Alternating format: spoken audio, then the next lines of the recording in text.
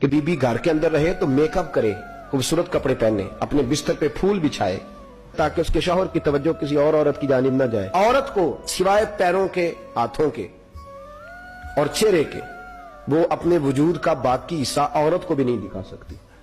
عورت کو بھی بڑے اللہ خیر فرمائے، میں دیکھتا ہوں رواج ہو گئے ہیں، اپنی مرضی کے گلے، اپنی مرضی کے سارے معاملات گھر کے اندر دوسری عورتوں کو بھی دکھانا جائز نہیں۔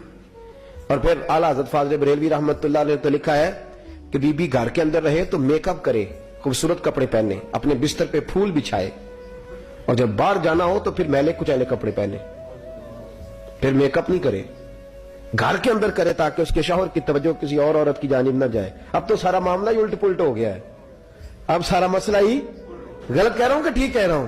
اب اللہ خیر فرمائے، گھر میں رہنا ہے تو میلے کچیلے کپڑوں کے ساتھ۔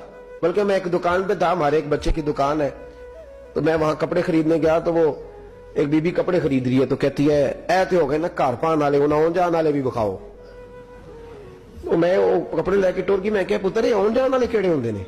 انہوں نے کہا گھر والا سوٹ ہے 400 والا تے اون جان والا 4000 والا، تو کیسا عجیب فرق ہے؟ ویسے ہے یہ بات کہ نہیں؟ مجھے تو تجربہ نہیں ہوتا بازاروں میں جانے کا، یہ تو ظلم ہے، یہ تو زیادتی ہے۔ اور اس ظلم میں ان کا شراکت دار کون ہے؟ جنہیں گڈی دی فرنٹ سیٹ تے بایا ہے نال پیار کرا کے، جنہیں موٹر سائیکل دے پیچھے بایا، وہ مجرم ہے، اس کی ذمہ داری ہے، اس نے کیا ہے سارا کچھ۔